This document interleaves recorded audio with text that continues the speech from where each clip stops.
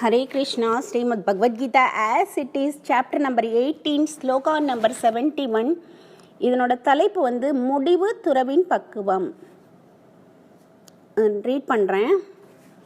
ஸ்ரதாவான் அனசூயஸ்ச ஸ்ருணுயாத் அபியோ நரகம். ஸ்ரதாவான் அனுசூயஸ்ச शृणुयान् अभियो नरः सो अभिमुक्त सुबङ्कल् लोकान् प्राप्नुयात् पुण्यकर्मणां सो मुक्तशुभान् लोकान् प्राप्नुयात् पुण्यकर्मणां श्रतावान् अनुसूयश्च शृणुयात् अभियो नरः सो अभिमुक्तसुबङ्कल् लोकान् प्राप्नुयात् पुण्यकर्मणां. वर्ड मीनिंग ஸ்ரதாவான் நம்பிக்கையுடன், அனுசூய அப்படின்னா பொறாமையின்றி, ச மற்றும் ஸ்ருணுயாத் அப்படின்னா கேட்பவன், அபி நிச்சயமாக, யா எவனொருவன், நர மனிதன், ச அவனும், அபி கூட, முக்த முக்தி பெற்று, சுபான் மங்களமான, லோகான் உலகங்களை, பிராப்னுயாத் அடைகின்றான், புண்ணிய கர்மானாம் புண்ணியங்களை செய்தவர்களின். மேலும் நம்பிக்கையுடனும் பொறாமையின்றியும் இதனை எவனொருவன் கேட்கிறானோ அவன் பாவ விளைவுகளிலிருந்து விடுபட்டு புண்ணியம் செய்தவர்கள் வாழும் மங்களமான லோகங்களை அடைகிறான். இதை யாரு நம்பிக்கையோட கேட்கிறாளோ பகவத்கீதாவை, அவெல்லாம் என்ன பண்ணுறாலாம், பகவான் மேலே பொறாமப்படக்கூடாது. பொறாமையின்றி நம்பிக்கையோட அவர் இப்படி பண்ணுறார் அப்படி பண்ணுறாரு பொறாமை இல்லாமல் யார் கேட்குறாளோ அவா பாவங்கள்லேருந்து விடுபட்டு புண்ணியம் செய்தவர்கள் வாழும் மங்களகரமான லோகங்களை அடைகின்றனர். ஓகே, அதுதான் சொல்கிறாங்க. கச்சித் ஏதத் ஸ்ருதாம் பார்த்த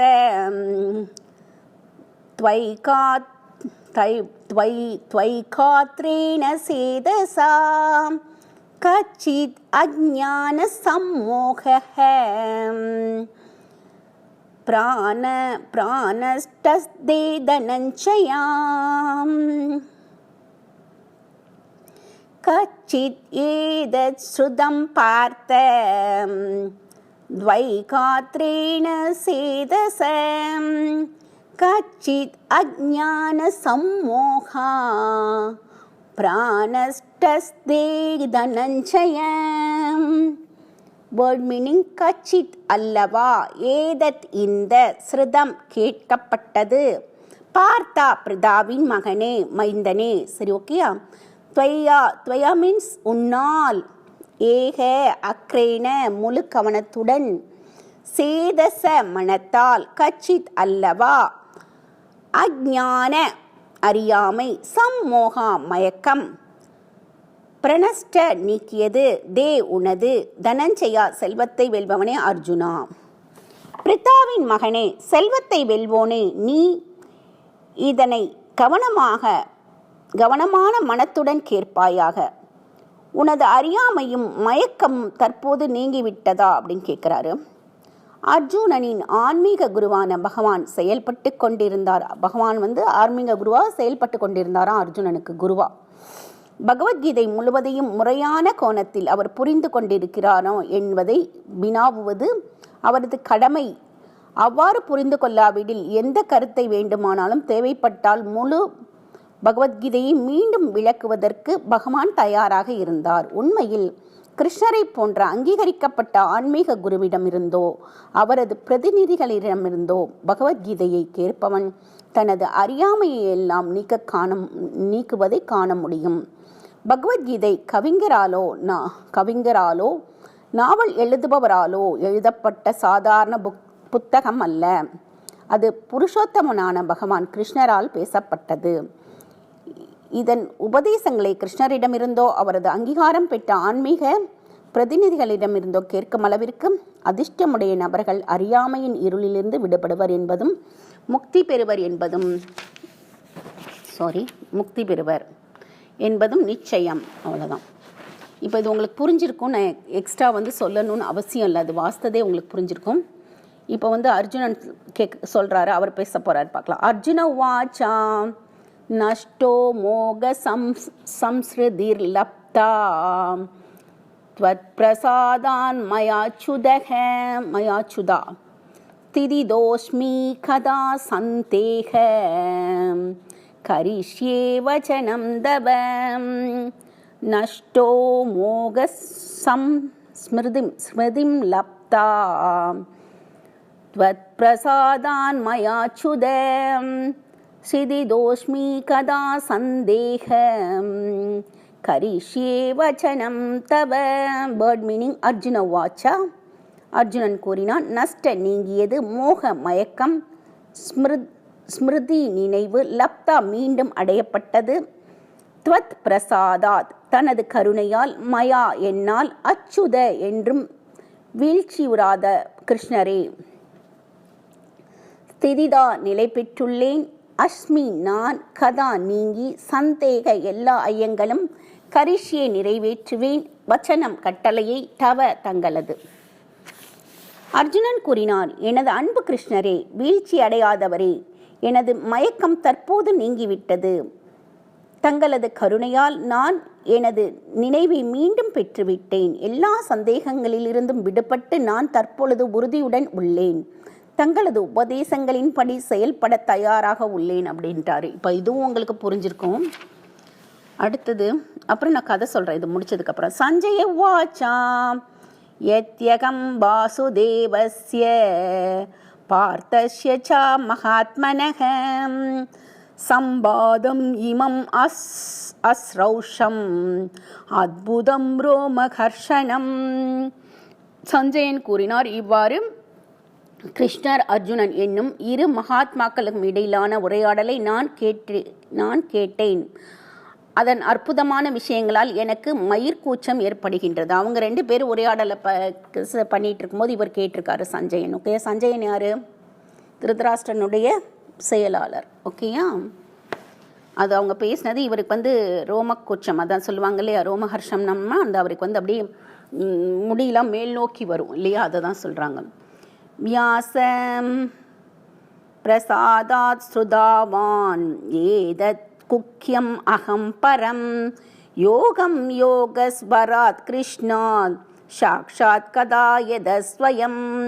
வியாசம் பிரசாதாத் ஸ்ருதாவான் ஏதத் குக்கியம் அகம் பரம் யோகம் யோகஸ்ய பராத் கிருஷ்ணாத் சாக்ஷாத் கதயதா ஸ்வயம். வியாசரின் கருணையால் யோகங்களின் இறைவனான கிருஷ்ணர் அர்ஜுனரிடம் தாமே நடத்திய இந்த மிக மிக இரகசியமான உரையாடலை நான் நேரடியாக கேட்டுக்கொண்டேன். இது சஞ்சயன் சொல்கிறான், வியாசர் தானே இருக்கிற இடத்துல இருந்தே சஞ்சயனுக்கு எல்லாமே பார்க்கறதுக்குரிய சக்தி, கேட்கக்கூடிய சக்தி கொடுத்தார் இல்லையா. அவர் அரண்மனையில் இருந்துட்டே எல்லாமே அங்கே போர்க்களத்தில் என்ன நடக்கிறதுங்கிறத அப்படியே அந்த விசேஷமான பார்வையை கொடுத்து என்ன பேசுகிறாங்கிறத அவருக்கு எல்லாமே புரிய வச்சது வியாசர் தான் இல்லையா. வியாசர் தான் அந்த ஒரு சக்தியை சஞ்சயனுக்கு வழங்கினார் அப்படிங்கிறாங்க. அதைத்தான் அவர் இதில் சொல்கிறாரு. 75 ஸ்லோகம் முடிஞ்சு போச்சு. இன்னும் ஒரு 4 ஸ்லோகம் அடுத்த வாரம் எடுத்துக்கலாம். ரொம்ப லாங்காக போவேனான்னு பார்த்தேன். அதுக்கப்புறம் ஒரு சின்னதாக ஒரு கதை சொல்லிட்டு முடிக்கலான்னு பார்த்தேன். இப்போது ஒரு ஒரு மனுஷன் இருந்தான். அவன் நிறைய சாப்பிட்டுட்டே வீட்டில் தூங்கிட்டு இருந்தான். 3 நேரம் சாப்பிட வேண்டியது, தூங்க வேண்டியது, ஒரு வேலையும் பண்ண மாட்டான். அவன் இந்த மாதிரி இருக்கும்போது ஒரு நாள் என்னாச்சு, அவங்க வீட்டில் இதே மாதிரி அந்த பையனுக்கு சாப்பாடு கொடுத்துட்டே இருந்திருக்காங்க. ஒரு வேலையும் பார்க்காம தூங்கிட்டு இருந்திருக்கான். இதை பார்த்தோன்னே அவங்க அம்மா சொன்னாங்களாம், இந்த மாதிரி உன்னை வச்சிட்டு இருக்க முடியாது வீட்டில், நீ எப்போ பார்த்தாலும் ஒரு வேலைக்கும் போகாமல் சாப்பிட்டு தூங்குற, அது எனக்கு பிடிக்கல. அதனால் நீ என்ன சொல்லியிருக்காங்க, நீ இதை மாதிரி இருந்தால் எனக்கு பிடிக்கல, நீ வீட்டை விட்டு வெளியே போன்னு சொல்லிட்டாங்க. அவனுக்கா உழைக்கிறதுக்கு பிடிக்கவே இல்லை. உழைக்கணும் அப்படின்ற உழைத்து சாப்பிட்ணுன்ற அந்த எண்ணமே அவனுக்கு கிடையாது. ஸோ அவன் என்ன நினச்சான், எங்கேயாவது போய் நம்ம உழைக்காமல் சாப்பிட்றதுக்கு ஒரு ஐடியா பண்ணுவோன்னு சொல்லிட்டு அவன் பண்ணிட்டு இருந்தான். அப்போ என்னாச்சு, அவன் வந்து நினச்சானா, சரி இந்த என்ன சொல்கிறது, ஒரு ஆசிரமத்தை பார்த்தான். காடு வழியாக காட்டுக்கு போயிட்டுருக்கான். அந்த காட்டினுடைய வழியில் ஒரு சில ஆசிரமங்கள் நிறையா இருந்துதான். அந்த ஆசிரமத்தை பார்த்தான். அந்த ஆசிரமத்தில் போனால் 3 நேரம் நல்ல சாப்பாடு போடுவாங்க, நம்ம போய் அந்த குரு கிட்ட போய் கேட்கலான்னு சொல்லிவிட்டு அவன் போகிறான். போயிட்டு அந்த குரு கிட்ட போய் கேட்குறான், இந்த மாதிரி நான் இந்த ஆசிரமத்தில் தங்கிக்கலாமா, எனக்கு 3 நேரம் நீங்கள் சாப்பாடு கொடுக்கணும், நான் வந்து பசி தாங்க மாட்டேன், நான் வேலையும் பார்க்க மாட்டேன்னு சொன்னோன்னே, சரிப்பா ஒன்றும் பிரச்சனை இல்லை, நாங்கள்லாம் சாப்பிட்றோம், உனக்கு ஒரு ஆளுக்கு சாப்பாடு போடுறதுல என்ன ஆகிடப்போகுது, வந்து ஜாயின் பண்ணிக்கோன்னு சொல்கிறாரு. இவரும் போய் அங்கே போய் சேர்ந்துட்டு தினமும் 3 நேரம் சாப்பாடு கொடுக்குறாங்க. சாப்பிட்டுட்டு தூங்கி எழுந்திரிச்சிட்டு சாப்பிட்றாரு, தூங்குறாரு, சாப்பிட்றாரு, இப்படியே பண்ணிகிட்ருக்காரு. ஒரு நாள் என்னாச்சு, ஏகாதசி வந்தது. ஏகாதசி வந்த உடனே அவங்கெல்லாம் அன்றைக்கி கிச்சனை மூடிட்டாங்க. அன்றைக்கி சமைக்கவே இல்லை. அன்றைக்கி யாருமே வந்து கிச்சன் சைடு ஒன்றுமே வேலை நடக்கலை. இவனும் பார்க்குறான், 8:30 ஆச்சு 9 ஆச்சு, காலையில் பிரேக்ஃபாஸ்ட், அவனுக்கு ரொம்ப பசிக்கிறது. போய் என்னடா வந்து இவ்வளோ நாள் ஒரு பிரச்சனை இல்லாமல் தானே இருந்துச்சு, 10-12 நாளாக, இப்போ என்னன்னு தெரியலையே, ஏன் கிச்சனை ஓப்பன் பண்ணலை, ஏன் கிச்சனில் சமைக்கலை அப்படின்ட்டு அவன் போய் பார்க்குறான். அப்போ அவன் கேட்குறான், இந்த மாதிரி என்னாச்சு அப்படின்னு சொல்லி கேட்குறான். அவங்க சொல்கிறாங்க, இன்றைக்கி ஏகாதசி, நாங்கள் சமைக்க மாட்டோம், எல்லோரும் வந்து இன்றைக்கி வந்து நிர்ஜலமோடு இருக்கிறோம், சாப்பிட மாட்டோம்னு சொல்கிறாங்க. என்னாலெல்லாம் இருக்க முடியாது, எனக்காவது சமைச்சு கொடுங்க, என்னாலெல்லாம் இருக்க முடியாதுன்னு சொல்கிறாங்க. அப்போ ஒன்று செய், நாங்கள் எங்களால் சமைக்க முடியாது, நீ கிச்சன்லாம் ஓப்பன் பண்ண மாட்டோம், நாங்கள் ஒன்று செய்கிறோம், உனக்கு அரிசி, இந்த மாதிரி கோதுமை மாவு, என்னென்ன சாதனங்கள்லாம் தேவையோ உனக்கு அந்த பொருட்கள்லாம் கொடுத்துறோம், நீ போய் காட்டில் போய் சமைச்சு சாப்பிடு அப்படின்னு. சரி, நீ என்ன பண்ணுறான், அந்த சாமான்லாம் தூக்கிக்கிட்டு காட்டுக்கு வரான். காட்டுக்கு வந்து அதை சமைச்சு சாப்பிட்லான்னு சொல்லிட்டு வந்துட்டுருக்கான். வந்து ஒரு இடத்துல வந்து சமைக்கிறான். ஆனால் வந்து அந்த குரு ஒரு உத்தரவு போட்டிருக்காரு. என்ன உத்தரவு போட்டிருக்காரு, ஆனால் வந்து நீ என்ன செய்யணும், சமைச்சோன்னே ராமருக்கு ராமான்னு கூப்பிட்டு அவருக்கு சாப்பாடு கொடுத்துட்டு ஆஃபர் பண்ணிட்டு தான் நீ சாப்பிட்ணும் அப்படின்னோன்னே சரின்னு சொல்லிட்டு இவர் போகிறார். போயிட்டு சமைச்சிடுறாரு, சப்பாத்தி போட்டார், ரைஸ் வச்சுட்டார், எல்லாமே பண்ணிட்டார், தால் பண்ணிட்டார். அவருக்கு ஒன்றும் அவ்வளோ சமைக்க தெரியாது, இருந்தாலும் ஏதோ மணக்க ஏதோ ஒன்று சமைச்சிட்டார். சமைச்சிட்டு ராமா ராமா ராமா, இது நம்ம குரு சொன்னார், இதை மட்டும் செஞ்சுட்டு சாப்பிட்ணுன்னு, ராமர் வந்தால் போதும் அப்படின்ட்டு அவருக்கு மட்டும் கொடுத்துட்டு சாப்பிட சொன்னார் அப்படின்ட்டு 2 பேருக்கு சமைச்சு வச்சுருக்காரு, ராமருக்கும் இவருக்கும். சமைச்சு வச்சுட்டு ராமா ராமா ராமான்னு காலையிலேருந்து ராத்திரி வரையும் கத்துறாரு. ராமர் வரவே இல்லை. இது என்னடா வம்பா போச்சு, நமக்கு வயிற்ற பசிக்கிறது. காலையில் பார்த்தாரு வரல, அந்த சாப்பாடு அப்படியே எடுத்து வச்சுட்டாரு. மத்தியானம் பார்த்தாரு வரல, மத்தியானமும் கத்தி பார்க்குறாரு, ராமா ராமா ராமா ராமான்னு கத்திகிட்டே இருக்காரு, வரவே இல்லை. நைட் ஆகிடுச்சு, அவருக்கு ரொம்ப பசி தாங்க முடியல. அப்பயும் ராமா ராமா, இது என்னடா நம்ம குரு இந்த நிபந்தனை வேற போட்டுட்டாரு, நம்ம அப்போ சாப்பிட்டுட்டு தான் சாப்பிட முடியாது, ராமர் சாப்பிட்டா தான் நம்ம சாப்பிட முடியும் அப்படின்னு சொல்லிட்டு வெயிட் பண்ணிட்டு இருக்காரு. அது நைட் ஆகிடுச்சு. அப்புறம் ராமர் சொல்கிறாராம் சீதா கிட்ட, பாவம் அவன் கத்திகிட்டே இருக்கான், நம்ம போயிட்டு வந்துடுவோம்னு சொல்லிட்டு சீதாவையும் கூட்டிகிட்டு போகிறார். ராமரும் சீதாவும் போகிறாங்க. போனோடனே அவர் யார் அப்படின்னோன்னு, நீ தானே கூப்பிட்டேன் என்னையே, ராமர் நான் தான், நான் வந்திருக்கேன், சாப்பாடு கொடுன்னு கேட்குறாரு. அப்படியா அப்படின்னு சொல்லிட்டு அவர் என்ன பண்ணுறாராம், சீதாவை பார்க்குறாராம், சாப்பாடை பார்க்குறாராம், சீதாவை பார்க்குறாராம், சாப்பாடை பார்க்குறாராம். என்னப்பா இப்படியே 2 பேர், என்னையும் சீதாவையும் சாப்பாடையும் பார்த்துட்டே இருக்கேன்னு, நான் 2 பேருக்கு தானே சமைச்சிருக்கேன், எனக்கும் உங்களுக்கும், இவங்க யார் கூட ஒருத்தவங்க வந்திருக்காங்க அப்படின்னோன்னா அவர் அப்புறம் என்ன நினச்சாரு தெரியல. அப்புறம் சரி 2 பேருக்கு சாப்பாடு கொடுத்துட்டு அவர் அன்றைக்கி பட்னியாகவே இருந்துட்டாராம். ராதாவுக்கும் கிருஷ்ணான்ற ராமருக்கும் சீதாவுக்கும் கொடுத்துட்டு அப்படியே சாப்பாடு கொடுத்துட்டு அப்படியே பட்னியாகவே இருந்துட்டார். அந்த ஏகாதசி முடிஞ்சு போச்சு. சரின்னு திருப்பி 14 டேஸ் கழித்து இந்த ஏகாதசி நெக்ஸ்ட் டைம் வந்தது. அப்போ திருப்பி ஆசிரமத்தில் வந்து டெய்லி எப்பயும் போல் ரொட்டீன் ஒர்க், அவர் தூங்கி எழுந்திரிச்சு சாப்பிட்டுட்டு இப்படியே இருக்கார். அப்புறம் அதே மாதிரி ஏகாதசி வந்தது 14 டேஸ் கழிச்சு. அப்போ என்னாச்சு, திருப்பி அவர் வந்து சொல்கிறாரு, கோதுமை மாவு, அரிசி இதெல்லாம் அவங்களுக்கு கொடுத்து நீங்கள் போய் காட்டில் போய் சமைச்சிக்கோங்கன்னு சொல்கிறாங்க அவங்ககிட்ட. அவர் என்ன பண்ணுறாரு, இந்த தடவை அவர் குருக்கிட்ட சொல்கிறாரு, நீங்கள் ராமரை கூப்பிட்டு 2 பேர் கூட்டிகிட்டு வந்துட்டாங்க, இப்போ எனக்கு ஒரு 3 பேருக்காக கொடுத்துருங்க அப்படின்னு சொல்லி வாங்கிட்டு போகிறாரு. அப்போ 3 பேர் அப்படி சொல்லிட்டு எடுத்துகிட்டு போகிறாரு. இப்போ என்னாச்சு, இவர் சமைச்சு கூப்பிட்டுட்டே இருக்கார், ராமா ராமா ராமான்னு. சரின்னு ராமா சீதா மட்டும் வரல, ஹனுமனை கூட்டிகிட்டு வந்துட்டாங்க, லக்ஷ்மணன் கூப்பிட்டு வந்துட்டாங்க. லக்ஷ்மணன் 3 பேர் வந்துட்டாங்க. இப்போயும் இவருக்கு வந்து சாப்பாடு இல்லாமல் போச்சு, அவங்க 3 பேர் கொடுத்துட்டு.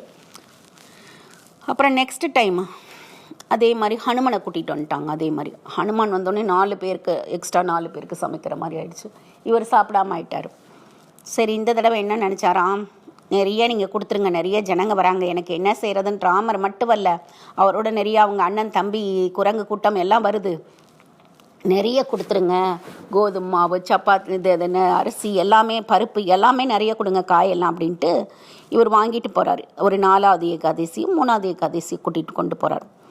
அப்போ பார்த்தா ராமா ராமான்னு கத்துனோன்னு ஃபுல் படம் வந்துருச்சு. அவங்க ராமருடைய அம்மா கோசலை, கைகேயி, சுமித்திரை, அவங்க அவங்க எல்லாருமே, அவங்க மருமக எல்லாருமே வந்துட்டாங்க, லக்ஷ்மணனோட ஒய்ஃப் எல்லாருமே. இதனடா ஒரே கூட்டமாக இருக்குது, நம்ம இம்புட்டு சார் நீங்களே சமைச்சு சாப்பிட்டுக்கோங்க, என்னால் இவ்வளோ பேருக்கெல்லாம் சமைக்க முடியாது அப்படின்ட்டாராம். அவர் வந்து அந்த ஆசிரமத்துலேருந்து வந்தார் அந்த லேசி பாய். அப்புறம் ராமர் வந்து சமைச்சின்னு இருக்காரு. சீதாதேவி வந்து காய் கட் பண்ணி கொடுக்குறாங்க, மற்றவங்களாம் மற்ற வேலையெல்லாம் ஹெல்ப்பெல்லாம் பண்ணிகிட்டு இருக்காங்க, பாத்திரம் கழுவுறது அதெல்லாம். அப்போ வந்து என்னடா இவன் இவ்வளோவும் கொண்டு போயிட்டு எங்கேயும் போய் வித்துடுறானா, என்ன செய்கிறாந்தாலுன்னு சொல்லிட்டு குருக்கு வந்து சந்தேகம் வந்துருச்சு. என்ன தான் பண்ணுறான் இவன், போய் ஏகாதசி அன்னைக்கு வாங்கிட்டு போகிறான், ஒரே நாளில் அம்பட்டையும் தீர்த்துட்டு வந்துடுறான், என்னன்னு தெரியலையேன்னு அவர் ரொம்ப இதாக இருக்குது அவங்களுக்கு. அப்போ வந்து என்ன ஆறுது, சரின்ட்டு வந்து குரு வந்து நாமளே போய் பார்க்கலான்னு சொல்லிட்டு சிஷ்யர்களை கூட்டிகிட்டு வராரு. அப்போ வந்து என்ன பண்ணுற, நீ பாட்டு தூங்கிட்டு இருக்க அப்படின்னோன்னா, ஆமாம் அவங்கெல்லாம் சமைக்கிறாங்க பாருங்கள், நான் தான் ரெஸ்ட் எடுக்கிறேன், இவ்வளோ கூட்டத்துக்கெலாம் என்னால் சமைக்க முடியாது, அதனால் நான் படுத்து ரெஸ்ட் எடுத்துகிட்ருக்கேன், அவங்கெல்லாம் சமைக்கிறாங்க பாருங்கள், அங்கே ராமர் வந்து சமைக்கிறாரு, சீதா வந்து காய் கட் பண்ணுறாங்க, மற்றவங்களாம் மற்ற வேலை பண்ணிகிட்டு இருக்காங்க பாருங்கள் அப்படின்னோன்னா, இவங்களுக்கு கண்ணுக்கு தெரியவே இல்லை, குருக்கு மற்ற சிஷியர்களுக்கெல்லாம் தெரியவே இல்லை. இவன் பொய் சொல்கிறான், இல்லை நீ பொய் சொல்கிற, என்னமோ நீ படுத்தூங்கிக்கிட்டு நீ பாட்டு இருக்க, என்னன்னு சொல்லு அப்படின்னோன்னா, அப்போ வந்து இந்த மாதிரி ராமர்கிட்ட போய் இவர் சொல்கிறாரு. அவங்க நம்ப மாட்டேங்கிறாங்க, என்னோட குருவும் என்னோட கூட அந்த சிஷியர்களும் நீங்கள் வந்திருக்கீங்கன்றதை நம்ப மாட்டேங்கிறாங்க, ப்ளீஸ் அவங்களுக்கு வந்து நீங்கள் அவங்கள காமிச்சு கொடுங்கன்னு சொன்னேனே. அவர் வந்து சரின்ட்டு அவங்க எல்லாருக்கும் வந்து தரிசனம் கொடுக்குறாரு. ராமர், லக்ஷ்மணன் எல்லாருமே வந்து அந்த குரு அந்த சிஷியர்களுக்கெல்லாம், சீதாதேவி எல்லாம் எல்லாம் அந்த ஃபுல் ஃபேமிலி. அப்போ குரு வந்து நினச்சாராம், இவ்வளோ நாள் நம்ம வந்து இந்த பகவானை நினச்சி கதைகளை சொல்கிறோம், நம்ம பகவானுக்கு அவ்வளோ சர்வீஸ் பண்ணுறோம், ஆனால் நம்மளுக்கு வராத பகவான், நம்ம முன்னாடி வராத பகவான், இந்த சாதாரண சாப்பிட்டு தூங்குற இவனுக்கு வந்து முன்னாடி தோன்றாரு அப்படின்ட்டு அவருங்களுக்கெல்லாம் ஒரே டவுட்டு. ஏன்னா அவன் வந்து யதார்த்தமாக சிம்பிளாக இருக்கவங்களுக்கு தான் கிருஷ்ணர் வருவாராம். ரொம்ப படித்து ஞானியாக இருக்கிறவ நிறைய பேர் படித்து நிறைய விஷயங்களை வந்து சொல்லுவாங்க, பட் அவங்க வந்து பக்தி வந்து அவ்வளோ இருக்காது, யதார்த்தமாக பகவான் வேணும்னு நினைக்கிறாங்க பாருங்கள். ஒன்றுமே தெரியாதவங்களுக்கு தான் பகவான் வந்து காட்சி தருவாராமா. அந்த மாதிரி சிம்பிளாக இருக்கிறவங்க, ஒன்றுமே தெரியாமல் ராமர் வருவாருன்னு அவர் வெயிட் பண்ணார்ல சாப்பிடாம, அந்த ஒரு இதுக்காக தான் ராமர் அந்த பக்திக்கு பகவான் வந்து அந்த ராமர் மேலே இந்த பிரேமம், அதுக்காக தான் ராமர் வந்து காட்சி கொடுத்தார். குரு வந்து எவ்வளோ தான் படிச்சிருந்தாரோ அவர் வந்து டெய்லி நித்திய காரியங்களை பண்ணிகிட்டு இருந்தார், எவ்வளோ டெய்லி புக்கு படிக்கிறது, டெய்லி சேன் பண்ணுறது, இதெல்லாம் பண்ணார். இருந்தால் கூட இந்த சாதாரண மனுஷன் அவன் முன்னாடி கடவுள் வந்தார்னா, அதான் சிம்பிளாக இருக்க மனுஷங்க, எளிமையாக இருக்கவங்களுக்கு தான் பகவான் வந்து எளிமையாக இருக்கிறவங்களுக்கு காட்சி தருவாருன்ற சொல்கிறாங்க. ஹரே கிருஷ்ணா. சப்ஸ்கிரைப் பண்ணுங்க, சேன் பண்ணுங்க. ஹரே கிருஷ்ணா.